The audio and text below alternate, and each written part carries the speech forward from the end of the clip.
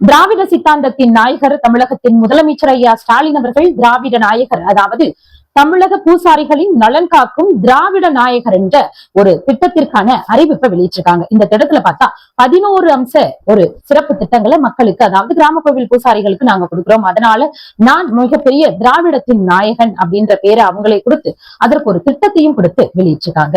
இந்த திட்டத்தில் இருக்கக்கூடிய உண்மைத்தன்மையும் மக்களுக்கு ஏற்பட வேண்டிய விழிப்புணர்வையும் தான் இந்த பதிவுல நாம பார்க்க போறோம். இந்த திராவிட சித்தாந்தத்தால ஆன்மீக பூமியை மீட்டெடுக்கிறோம்னு பொய்ய பரப்பி தமிழக மக்களை முட்டாளாக்கிக்கிட்டு இருக்க இந்த திராவிட சித்தாந்தத்தின் உண்மை முகத்தை தமிழக மக்கள் தெரிஞ்சுக்கிட்டாங்க. எப்ப இருந்து? தமிழகத்துல பெரும்பான்மை மக்கள், இந்து மக்கள் வழிபடக்கூடிய முருகப்பெருமானின் முதல் படைவீடான திருப்பரங்குன்றத்துல அங்க இருக்கக்கூடிய தீபத்தூண்ல தீபம் ஏத்த விடாம கலவரத்தை தூண்டி வேடிக்கை பார்த்துட்டு இருக்கக்கூடியது இதே திராவிட அரசாங்கம். இந்த திராவிட அரசாங்கம் நினைத்தால் தீபத்தூணில் தீபம் ஏற்றுவது என்பது பழங்காலத்திலிருந்து வழிபாட்டு முறையில் இருந்த உண்மை சம்பவம், வரலாற்று சம்பவம். அதை ஒட்டுமொத்த இந்து மக்களும் சந்தோஷப்படணும் அப்படின்னு ஒரு அரை மணி நேரத்துல முடியக்கூடிய விஷயம், வரலாற்று உண்மை வாய்ந்த விஷயம். அந்த தீபத்தூண்ல தீபம் ஏற்றுறதுன்றது அதை அறிவிக்க முடியல. அந்த தீபத்தூண்ல தீபம் ஏற்றி இந்து மக்களை சந்தோஷப்படுத்த முடியல. இந்து மக்கள் வழிபடக்கூடிய முருகப்பெருமானின் படைவீட்டை அசிங்கப்படுத்துறது மட்டும் இல்லாம ஒட்டுமொத்த இந்து மக்களின் நம்பிக்கையும் அளித்துக் கொண்டிருக்க நீங்கள் இப்படி 1000க்கும் 500க்கும் கொடுக்கும் திட்டங்களால் தமிழக மக்கள் இனியும் உங்கள் பொய் பிம்பத்தை நம்பி ஏமாற மாட்டார்கள்.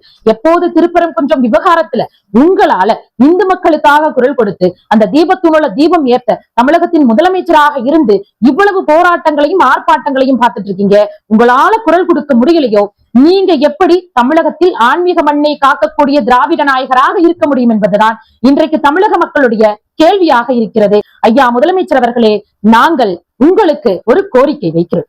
நீங்கள் உண்மையாகவே தமிழகத்தில் ஆன்மீக பூமியை வளர்த்தெடுப்பது உண்மை என்றால் நாளையே நீங்கள் திருப்பரங்குன்றம் தீபத்தூணில் தீபமேற்ற அனுமதி கொடுக்க முடியுமா? அப்படி நீங்கள் கொடுத்து விட்டால் நீங்கள் உண்மையில் திராவிட நாயகர் தான் என்பதை தமிழக மக்கள் ஒத்துக்குவாங்க.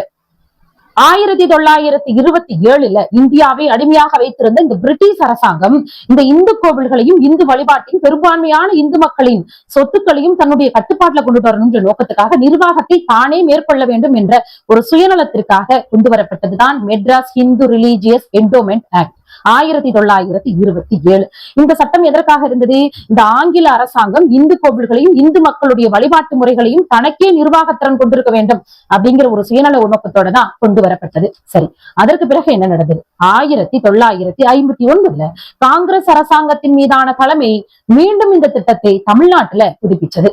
Hindu religious and charitable endowment என்ற திட்டத்தின் மூலமா 1959 காங்கிரஸ் தலைமையிலான அரசு தமிழ்நாட்டுல இந்து மக்களுடைய வழிபாட்டையும் இந்து மக்களின் கொள்கையும் தன்னுடைய நிர்வாகத்துல கொண்டு வர்றதுக்காக இந்த திட்டத்தை மக்கள் மீது புகுத்தியது. தமிழ்நாட்டுல மட்டும் 46,000க்கும் மேற்பட்ட கோவில்களை அறநிலைத்துறை தன்னுடைய கட்டுப்பாட்டில் எடுத்திருக்கிறது.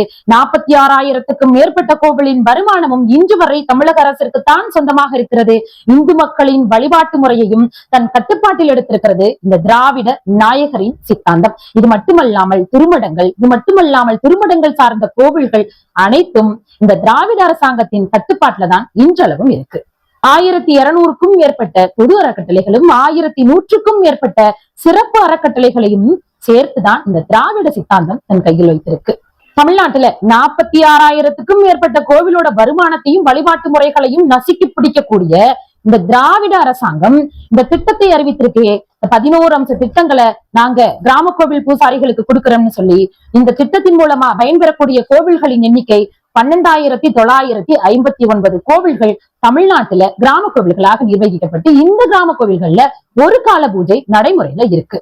மத சுதந்திரத்தையும் வழிபாட்டு சுதந்திரத்தையும் தமிழக மக்களுக்கு, இந்து மக்களுக்கு கொடுக்க தவறிய இந்த திராவிட அரசாங்கம் இப்படிப்பட்ட திட்டங்களை கொடுத்து இனியும் தமிழக மக்களை முட்டாளாக்க முடியாது. இப்போ தமிழக மக்களுக்கு என்ன கேள்வி அப்படின்னா, இப்படி 46,000க்கும் மேற்பட்ட கோவில்களின் வருமானம் எந்த அளவில் வருமானமாக தமிழக அரசிற்கு சென்றடைகிறது?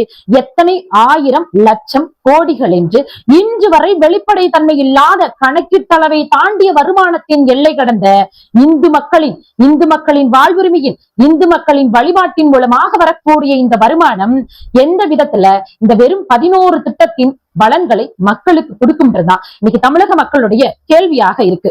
தமிழகத்தினுடைய இந்து மக்களின் புறவலையை நசுக்கிக் கொண்டிருக்கும் இந்த திராவிட அரசு இந்த வெறும் 1000 500, அதாவது கடை தேங்காயை எடுத்து வழிப்பிள்ளையாருக்கு உடைத்தது போல 1000ஐயும் 500ஐயும் ஏற்றி கொடுத்து விட்டு இது ஒரு திட்டம்னு திராவிட நாயகர்னு தனக்கு தானே பட்டமும் வைத்து இனியும் தமிழக மக்களை ஏமாற்ற முடியாது.